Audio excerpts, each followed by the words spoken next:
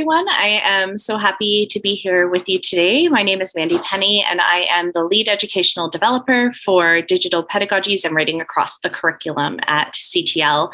My pronouns are she and her, and I would like to acknowledge that I am joining you today from the ancestral lands of the Anishinaabe, the Haudenosaunee, the Lenape-Wauk, and the Attawandaron peoples on land governed by the London Township Treaty of 1796, or what is colonially known as London, Ontario.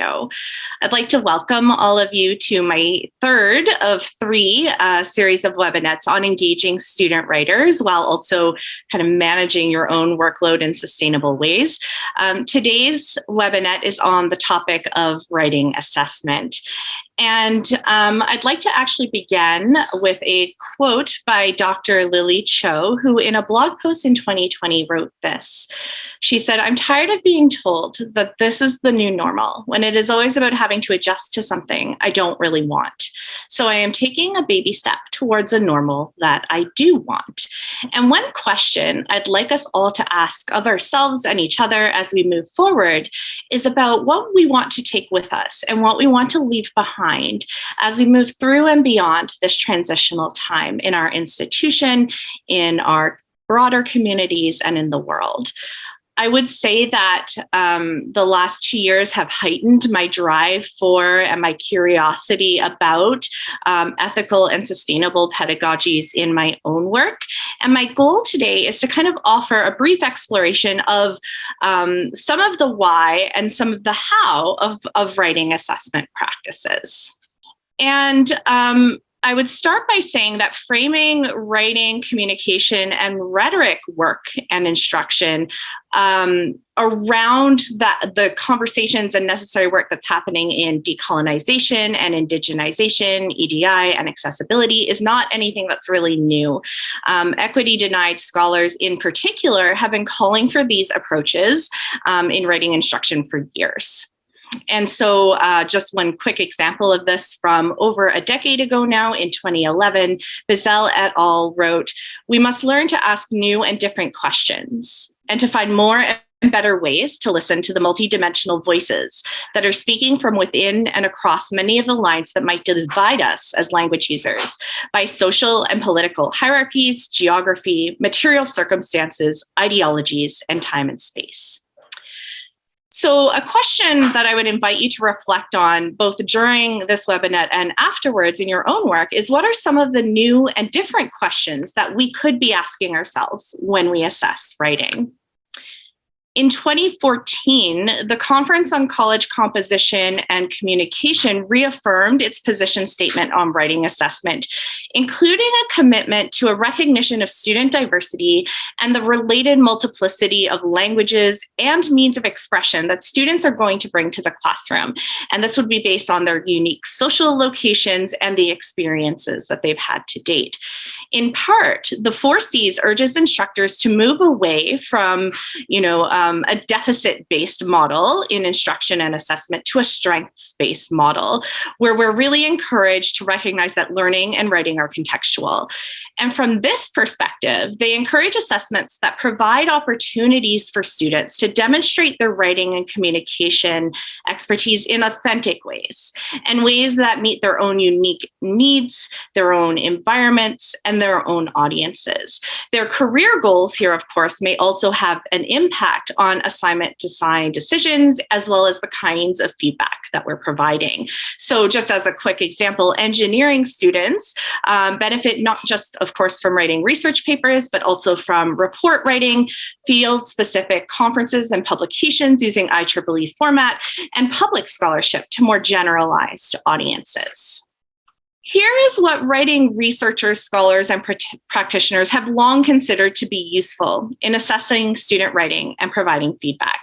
Generally, what we advocate for is a de-emphasis on grammar and mechanics, with an increased focus on clarity, engagement, and audience accessibility. So are they meeting the particular needs and circumstance and context of the audiences that they're communicating with? The goals when assessing student writing are generally what you see here on the left-hand column of the slide. So identifying strengths and areas for improvement, empowering students to develop their unique authorial voices, and supporting students while maintaining and affirming their agency as writers. Some of the common best practices that we will talk about in our field include some of the ones that you see here on the right-hand side of the slide. So, for example, scaffolding feedback throughout the course rather just at the midterm and at the end of the semester. Remembering that the quality of feedback is more important than the quantity, and that in fact, over providing feedback on too many different potential areas of growth can actually provoke anxiety and be demotivating for students who are working on their writing. We also encourage focusing on global themes, including, the content, the logic, the structure, the evidence, the flow of the overall arguments above what we call local themes. So these would be sentence level issues, so mechanics, typos, and that sort of thing. And then providing strategies and resources where appropriate. Increasingly, certainly over the last 5 or so years, what we're also seeing is interest and experimentation with involving students in feedback and assessment processes. So the common reasons for this kind of shift and move towards more collaborative work with our students as partners are to develop writing communities within our classrooms where students are positioned as early career scholars, developing their voice and making space for learning and for creative play. To flatten inequities in assessment, especially when it comes to language and expectations in post-secondary writing. Also assumptions and barriers to success via extrinsic prescribed indicators like grades through rubrics. We're also really interested in talking about how we can include student voices in the possible futures of the post-secondary classroom in a partnership framework. And finally, we want to give students, where possible, the opportunity to advocate and reflect on their own learning processes rather than simply the final product within a particular assignment or course. So one suggestion that I would make as something new to perhaps consider going forward, if you haven't already given this a try, is to consider co-constructed or collaborative assessments with your students as an alternative to traditional assessment practices. So what this could look like in practice is that students could support each other in moments of formative assessment. So throughout the course, doing peer review, writing critical reflection on their own work and what they're seeing in their peers' writing, and so on. And instructors can partner with students for summative assessment through what is sometimes called ungrading, other times is called collaborative grading.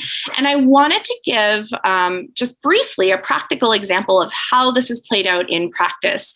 And so this is the work of Dr. Kate Lawless, who is an instructor in the Center for Global Studies at Huron University at Western.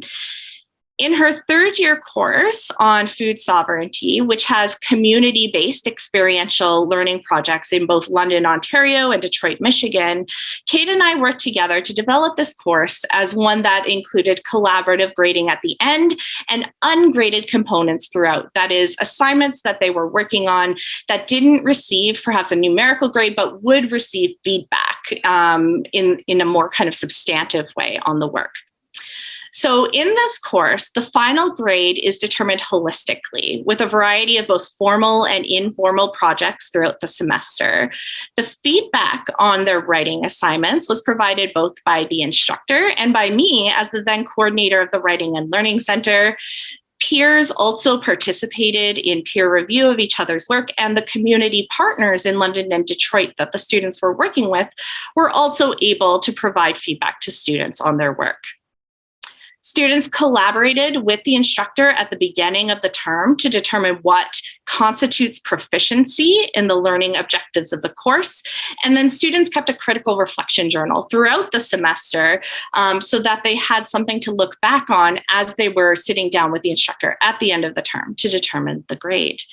The final self-reflection project was a 3-minute digital storytelling project that would weave their experiences with the community partners, with the scholarship and the course content. Each student then met with the instructor one-on-one to determine their final grade in the course. Our goal in this work, as part of a larger research project on student perceptions of ungrading, was to look at and try out in practical terms the possibilities of collaboration between students and instructors in the work of assessment, and at the same time to challenge the idea that there exists kind of a single standard of proficiency or success in a course, especially when we're talking about writing. The students ultimately wrote a lot.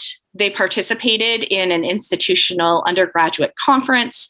They were writing for themselves. They were writing for the public and community stakeholders and their instructor. What made the workload here sustainable, I think, was through the collaborative aspects that were baked into the course, in the design, in the implementation, and in the assessment. While I don't have time to kind of break down each of these approaches and frameworks to thinking about writing and writing assessment in different ways, I did want to highlight some of the ones that have been really influential in the world of writing instruction over the last few years, and to just point towards some of the things that you could come chat with me about if you were interested in learning more. So one approach is the contract grading approach, where students are, instead of sort of being graded solely on output, instead it is about the process that they engage in throughout the term. I've just given you an example of an ungrading or a collaborative grading system where the instructor and the students work together. Another approach is through what is called translanguaging or own Englishes, which involves sort of finding ways in the classroom and in their writing to make space for students' Englishes, whatever they may be.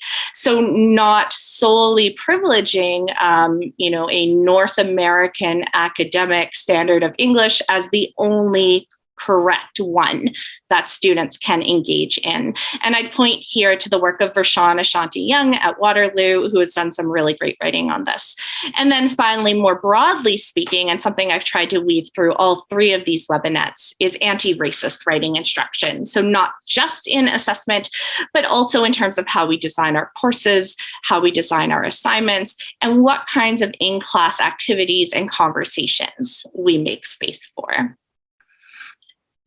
I wanted to take a moment before opening this up to broader conversation to kind of sum up what I think my primary takeaways were over this sort of 3-series run of webinars on engaging student writers while thinking about your own workloads. The first is that relationship and community building is integral in supporting and engaging student writers. They need to feel that they are a part of the process. They need to feel that what they have to say matters, and learning about the process and involving them in conversations about that process is one way that we can engage them.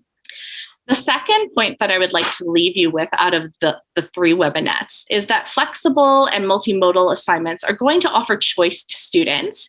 And if done carefully, they can also alleviate instructor workload, right? And so in a previous webinar, I had the opportunity to answer a question about, the kinds of multimodal writing, video making that maybe you might not be as well versed in. And while support exists for that, it's also good to remember that you can also start small in offering choice and going with modes and ways of engaging students in writing and communication tasks that you are already familiar or more comfortable with.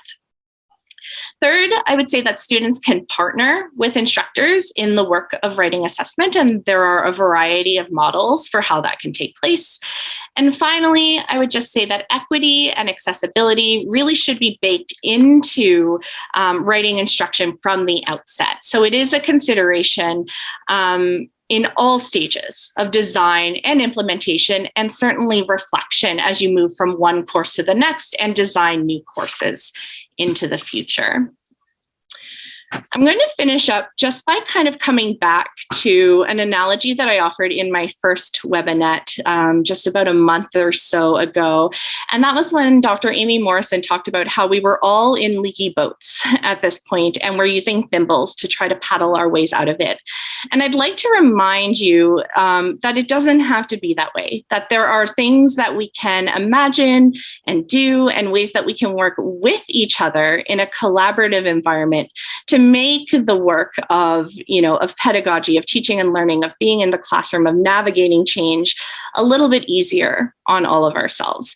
And that's certainly true of the team at CTL. We're available and happy to talk to you about anything that you're working on. So feel free to reach out, of course, and request a consultation with any of us at any point. We're also very good at referring amongst ourselves.